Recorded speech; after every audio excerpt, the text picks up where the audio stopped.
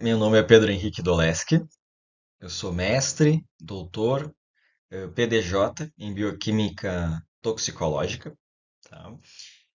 Pela Universidade Federal de Santa Maria. E, então, hoje, né, eu vou apresentar pela terceira vez, né, no terceiro ano, né, no CONACYGEN, agradeço o convite, inclusive, apresentar, então, sobre o isolamento das frações leucocitárias do sangue, né, periférico de humanos e roedores. Não tem muita diferença nesses processos de isolamento, eles funcionam bem tanto para ratos quanto camundongos, quanto para humanos. Existem algumas pequenas diferenças que eu vou explicar, mas a ideia é falar sobre esses isolamentos, né, das células presentes no sangue. Então, vamos lá. Então, por que pressões celulares? Geralmente, nos nossos testes, a gente quer ter uma maior especificidade. Então, a gente até poderia fazer, por exemplo, né, avaliação de peroxidase, sódio, CAT em sangue total. Porém, esse resultado ele seria pouco específico, considerando que a gente tem muitas células dentro do sangue. Então, a gente pode fazer o isolamento, por exemplo, de linfócitos, neutrófilos, plaquetas, e depois realizar a avaliação então dessas enzimas, né? Deixando o nosso teste muito mais específico, mais direcionado. Às vezes a gente quer isolar uma determinada célula, por exemplo, para avaliar receptores, sinalizações intracelulares, e para isso a gente necessita então de células purificadas, né? Então não adianta eu pegar o sangue total para avaliar um receptor, eu estaria avaliando o receptor de todas essas células, né? E eu quero avaliar de uma célula só. Então por isso que é importante a gente fazer esses isolamentos celulares. Isso é importante tanto para laboratórios clínicos, quanto também para laboratórios de pesquisa. Não? Então, botei umas figurinhas aqui para a gente ter uma ideia, né? Então, aqui a gente tem uma figurinha, né, com várias bolinhas, todas coloridas. Então, vários tipos de célula aqui dentro dessa amostra, aonde a gente pode depois selecionar essas células de uma forma parcial. Eu vou falar que, por exemplo, a gente pode isolar no sangue a fração mononuclear, que é composta por linfócitos e monócitos, por exemplo, ou eu posso fazer um isolamento total, né? Uma amostra totalmente purificada, onde eu vou ter, por exemplo, 100% de linfócitos, né? Então, existem essas pequenas diferenças que a gente vai conversar agora durante a apresentação.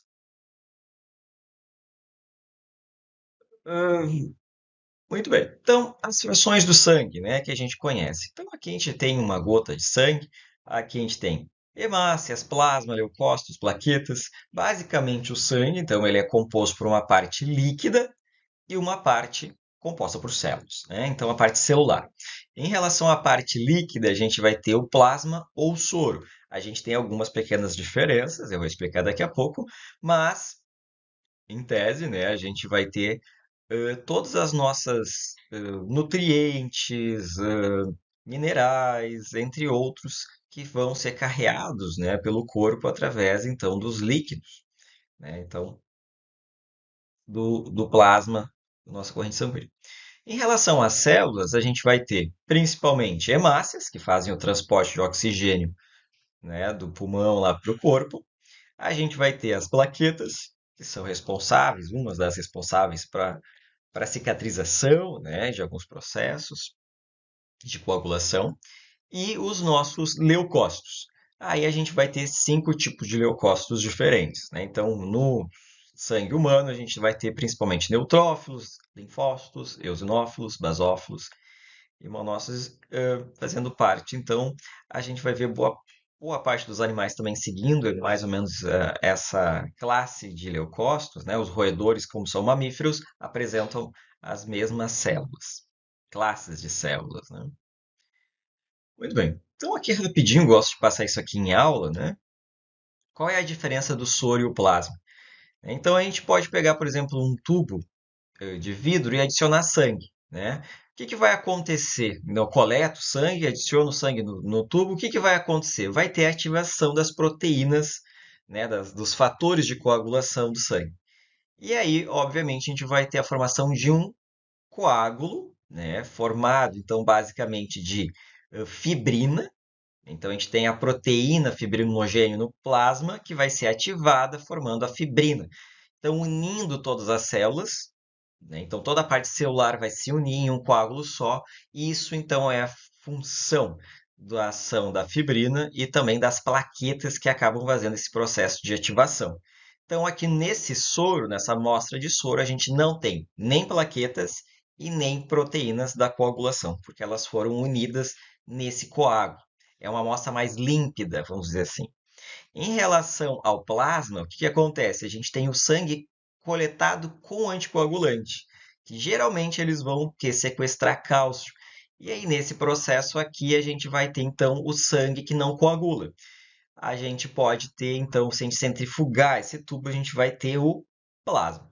Se eu tenho o sangue ah, né, homogeneizado, eu vou ter o sangue total, usado para algumas técnicas também, né?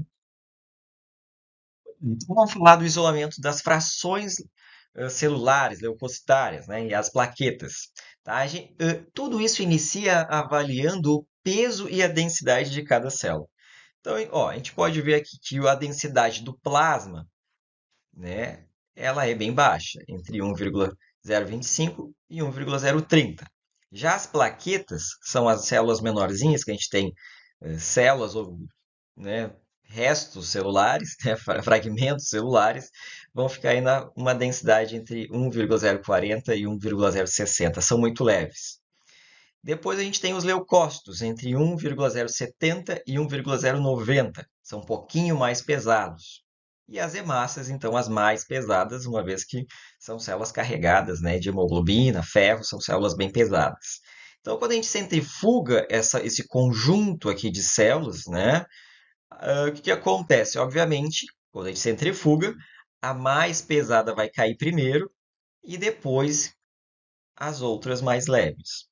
Então, o que acontece? A gente vai ter no fundo aqui de um tubo de EDTA centrifugado hemácias, depois uma banda de leucócitos e aqui o plasma que vai estar com as plaquetas. Por quê? Porque essa centrifugação não é suficiente para fazer com que as plaquetas, que são muito leves, caiam no fundo do tubo.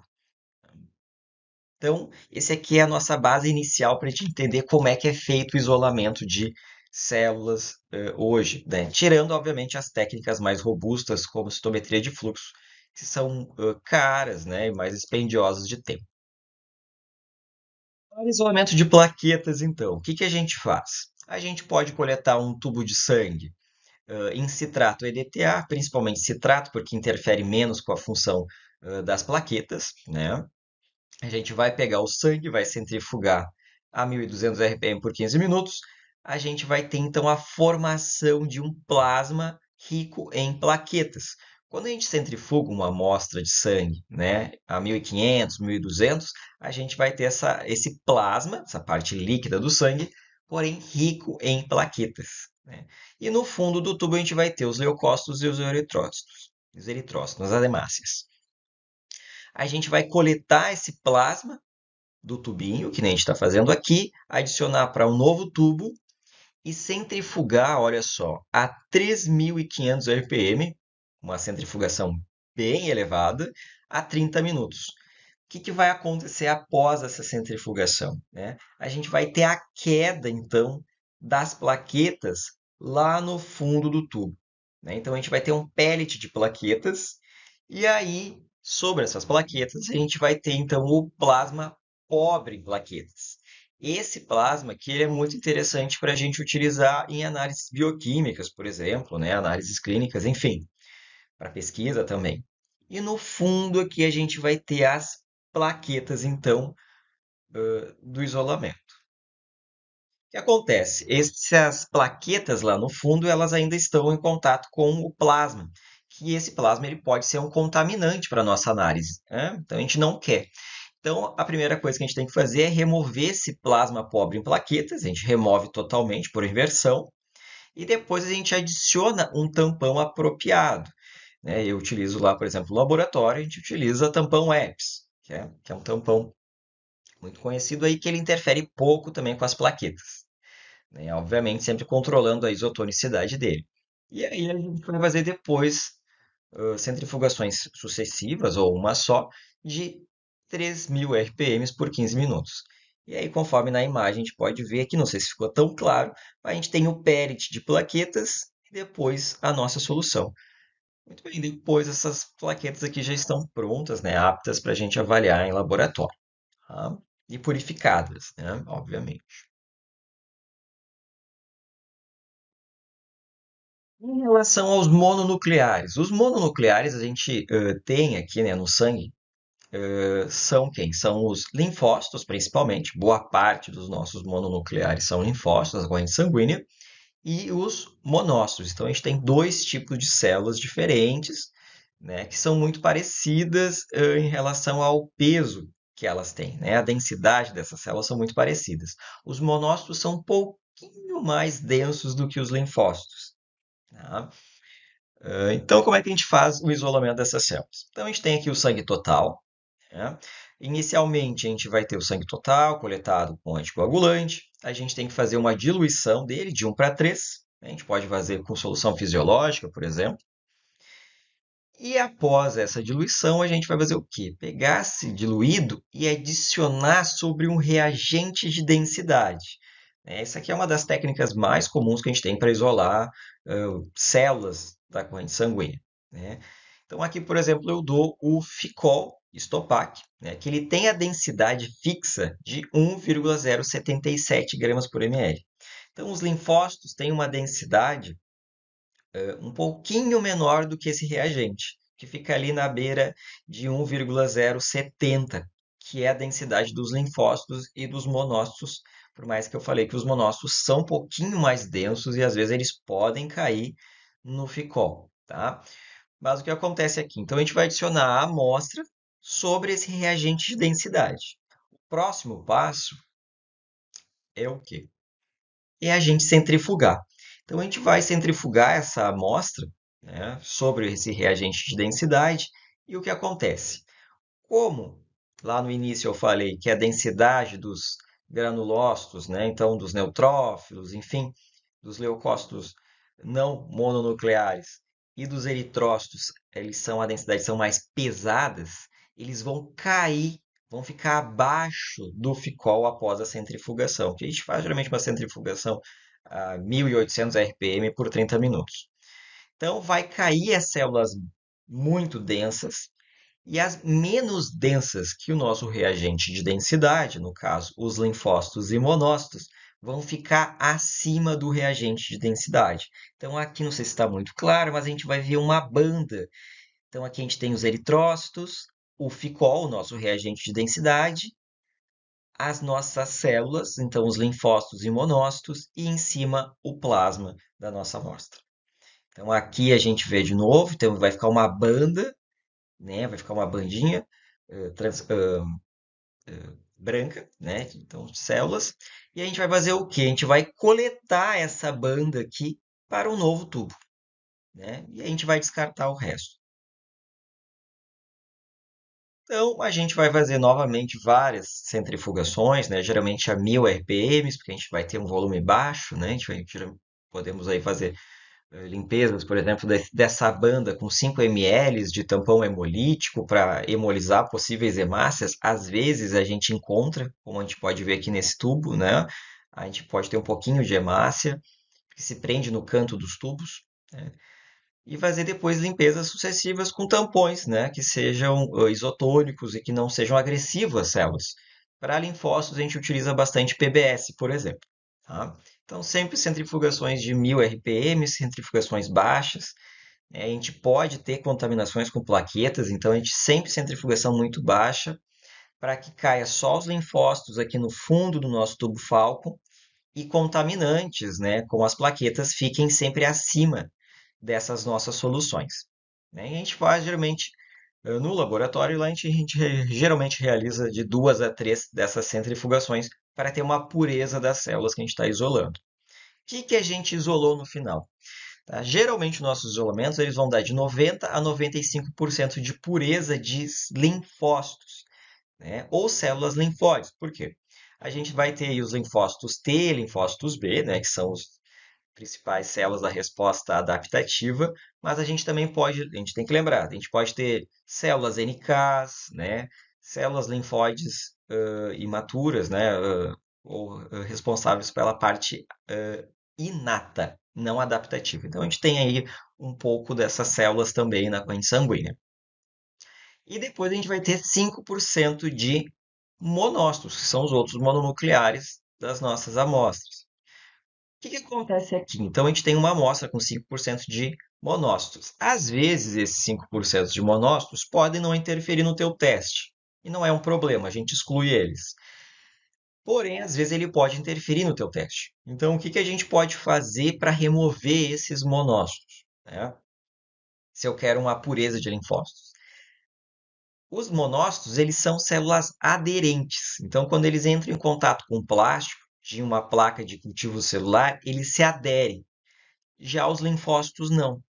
Então, o que a gente pode fazer? A gente pode pegar a nossa amostra, levar ela a uma placa de cultivo, né? Pode ser uma garrafa, uma placa de poços, a gente adiciona a amostra e leva para o cultivo celular, né? Para a incubadora. A gente pode levar aí por 30, uma horas, 30 minutos, uma hora, e essas células vão aderir, a gente coleta o sobrenadante e no sobrenadante a gente vai ter 100% então de linfócitos. É uma possibilidade, né? A gente realiza no laboratório, tanto para dar pureza à nossa amostra de linfócitos, como também para que a gente possa trabalhar só com monócitos que ficam aderidos então à placa. Também é uma possibilidade, né? A gente precisa bastante sangue para ter uma boa quantidade de mononucleares, né? No caso de monócitos aderidos. Muito bem. Bom, e os granulócitos, então, né? Lembrando que os granulócitos a gente compreende aí todas aquelas células que têm muitos grânulos, polimorfonucleares, né? Que têm grânulos. Quem são? Neutrófilos, eosinófilos e basófilos. A gente tem uma baixa quantidade de eosinos e basófilos na nossa corrente sanguínea. A maior parte são neutrófilos. Como que a gente pode fazer o isolamento, então, desses granulócitos? Novamente, a gente vai seguir a técnica de reagente de densidade. Mas além do nosso Estopac 1077, que a gente utiliza para isolar mononucleares, a gente vai utilizar um outro reagente de densidade também, né, que é o Estopac 1119. Então, o que que é o 1119? A densidade dele é 1,119. Ele é muito mais denso do que o outro reagente que a gente havia falado. Então, a gente vai preparar o nosso tubo como? A gente adiciona o ficol mais pesado, o 1119. Acima, a gente vai adicionar o ficol 1077. E acima, a gente adiciona, então, lentamente a nossa amostra de sangue diluída, né? Lembra a proporção 1:3. E depois a gente vai fazer a centrifugação, de novo, né? Geralmente 1800 RPM por 30 minutos. O que que vai acontecer aqui? Então, as células mais pesadas, que são as nossas hemácias, vão cair para o fundo do tubo. Depois a gente vai ter o compartimento mais segundo, mais denso, que vai ser o nosso Estopac 1119. Acima dele vai ficar o quê? Os granulócitos, né, que tem uma densidade menor do que 11,19. Acima dessa banda de granulócitos, a gente vai ter uma banda de Ficol Estopac 1077, que é o que a gente utilizou na técnica anterior. Acima dele, uma banda de mononucleares, monócitos e linfócitos. E acima dele, então, plasma. Plasma com plaquetas, né? Então aqui já fica meio óbvio, né, que a gente pode coletar essa banda de mononucleares inicialmente, utilizar para o meu experimento ou descartar, e depois coletar a banda de granulócitos, então, para o meu experimento, né? Então, lembrando que a gente vai ter boa parte de neutrófilos. Qual é que é o problema dessa técnica aqui? É o preço, né? Ele é esse ficol com densidade de 1,119, ele é muito mais caro do que o 1,077. Tá? Ele geralmente é quatro vezes mais caro do que o ficol comum que a gente utiliza para mononucleares. Então, o que que a gente fez, e que geralmente a gente faz em laboratório, né? A gente utiliza uma técnica alternativa para não gastar tanto, para a técnica ficar um pouco mais em conta, né? Principalmente na pesquisa. Então, o que que a gente faz? A gente vai fazer a remoção dos mononucleares, então a gente vai fazer a centrifugação com o ficol 1077. E aí vai ter a formação dos mononucleares. A gente remove esses mononucleares completamente para tirar desse tubo e depois a gente vai fazer a remoção completa do reagente, que seria o quê? O plasma e o ficol 1077. No fundo desse tubo Falcon, a gente vai ter o quê? Eritrócitos e acima dele a gente consegue até ver um tapetinho, né, uma banda de quê? Dos granulócitos, né? Então a gente vai remover esses granulócitos dali. Como que a gente faz? A gente vai adicionar sobre essa amostra, né, tampão hemolítico. A gente tem vários tampões hemolíticos, né, de uso comercial, de pesquisa. A gente utiliza geralmente no laboratório com cloreto de amônia, porque as células, os eritrócitos são sensíveis a altas concentrações de amônia, e aí essas células lisam, rompem, enquanto que os granulócitos são mais resistentes e não lisam nesse processo de adição de tampão hemolítico, certo? Então a gente vai fazer a hemólise das hemácias. Geralmente a gente vai fazer esse processo três vezes, né? Porque às vezes o nosso tampão, a quantidade de tampão que a gente adicionou não é suficiente para alisar completamente todas as hemácias que tem. Então a gente vai repetir esse processo três vezes, né? Aí a 1000 RPM por de 10 a 5 minutos. Por que eu adiciono aqui 5 minutos? Geralmente na última centrifugação a gente faz a 5 minutos. As hemácias, quando rompem, elas podem formar ligações, né? Se conectam, as proteínas, a hemoglobina pode se unir e formar estruturas que são muito pesadas. Então, quando a gente centrifuga a 10 minutos, por exemplo, essas estruturas podem acabar caindo no fundo do poço, do poço, perdão, do tubo. Então, às vezes a gente faz centrifugações com menos tempo para que os granulócitos caiam, né, lá no fundo como um pellet, e essas outras estruturas fiquem soltas aqui, a gente possa coletar e remover elas, né? Então, no final, a gente pode adicionar, fazer uma centrifugação extra com um tampão, né, apropriado, PBS, solução fisiológica, e aí então ter apenas granulócitos. O que acontece? O que que a gente vai ter então no nosso isolamento de granulócitos? A gente vai ter em sangue de humanos, né?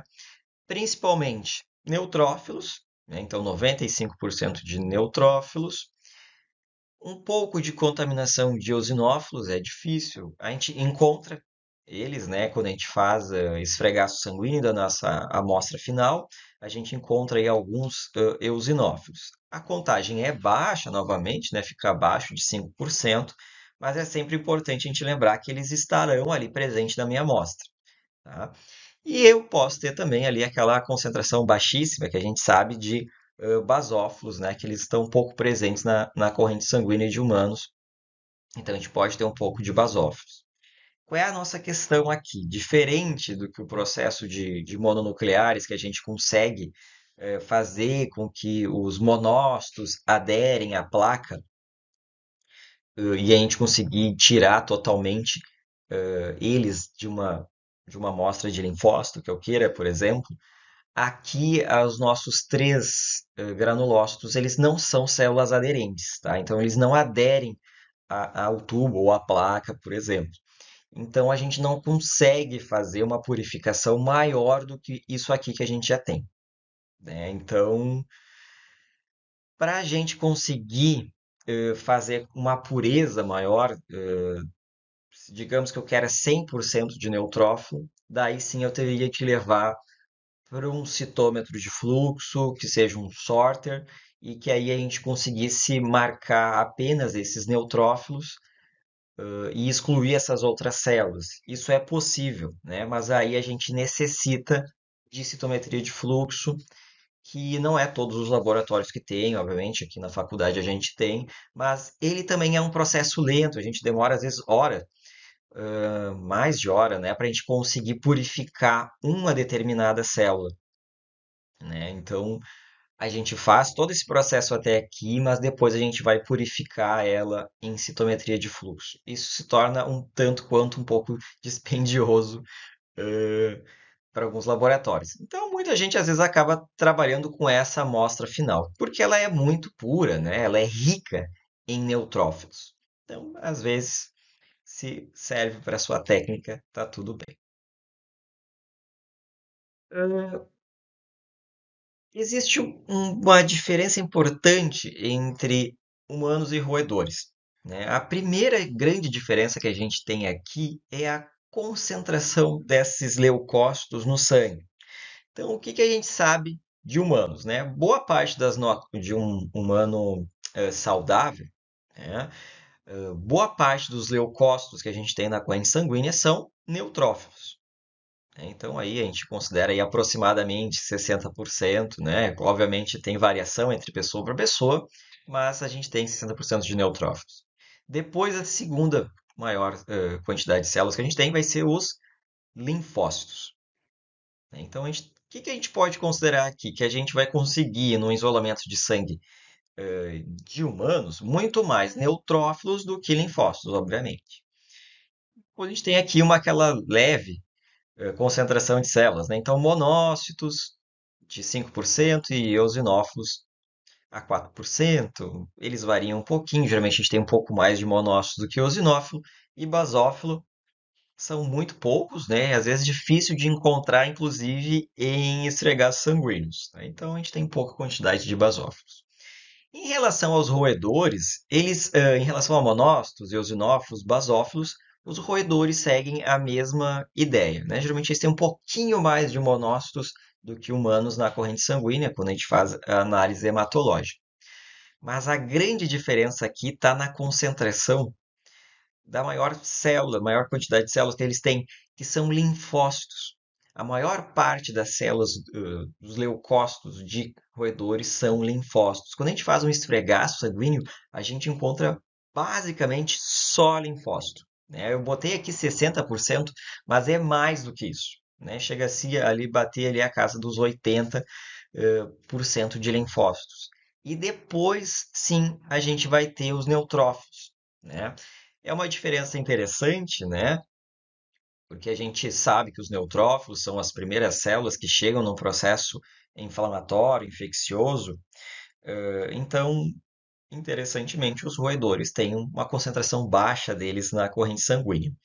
Obviamente, quando um roedor inicia um processo de inflamação, um processo de infecção, a medula óssea deles rapidamente, né, respondem e acaba aumentando essa quantidade de neutrófilos, né? Então funciona muito parecido com humanos.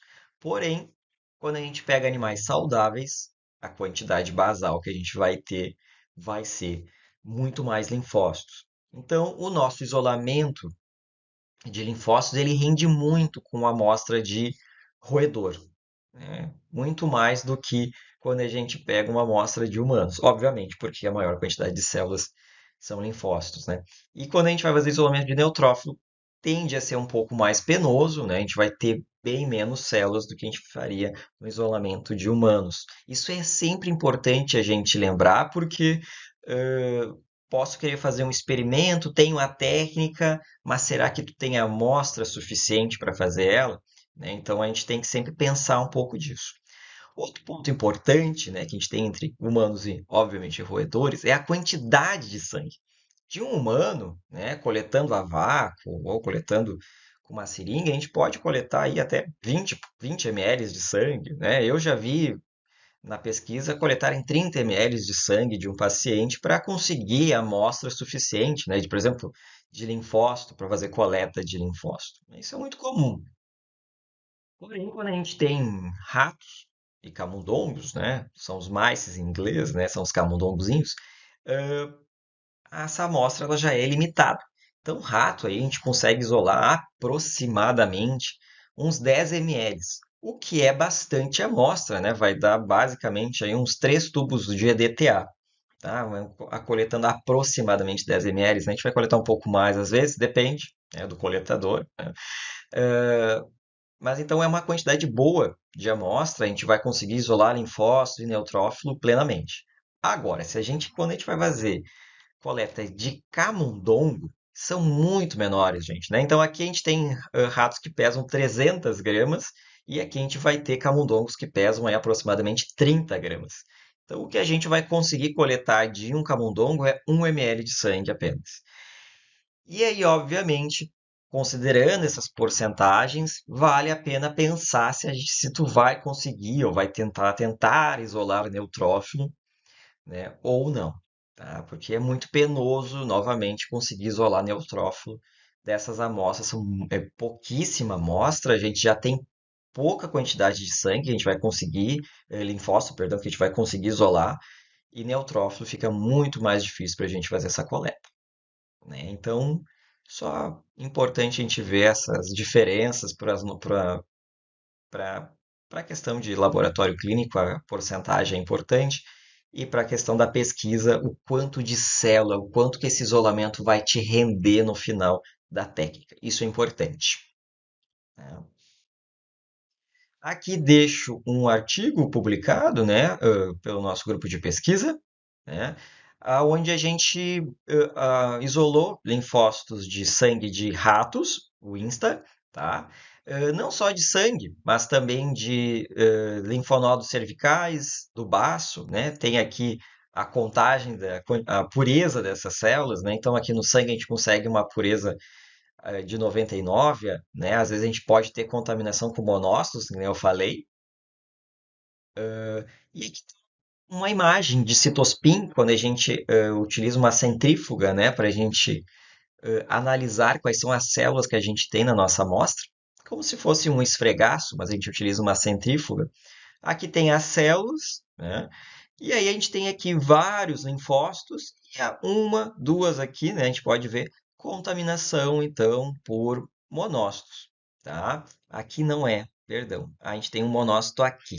O resto são linfócitos. Às vezes fica um pouco diferente do que um esfregaço sanguíneo, porque aqui as células elas são jogadas contra o vidro. Então, às vezes elas ficam com o linfócito mostra um pouquinho do citoplasma dele que a gente não vê lá no esfregaço sanguíneo. Então deixo aqui o artigo, né? Aqui tem o DOI, caso alguém queira dar uma olhada, né? Tem ali a metodologia de isolamento de linfócitos sanguíneos, como também de linfócitos de outros órgãos de ratos, né?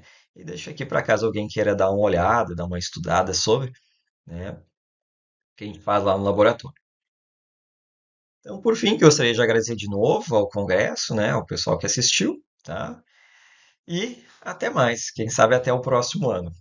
Tchau, tchau.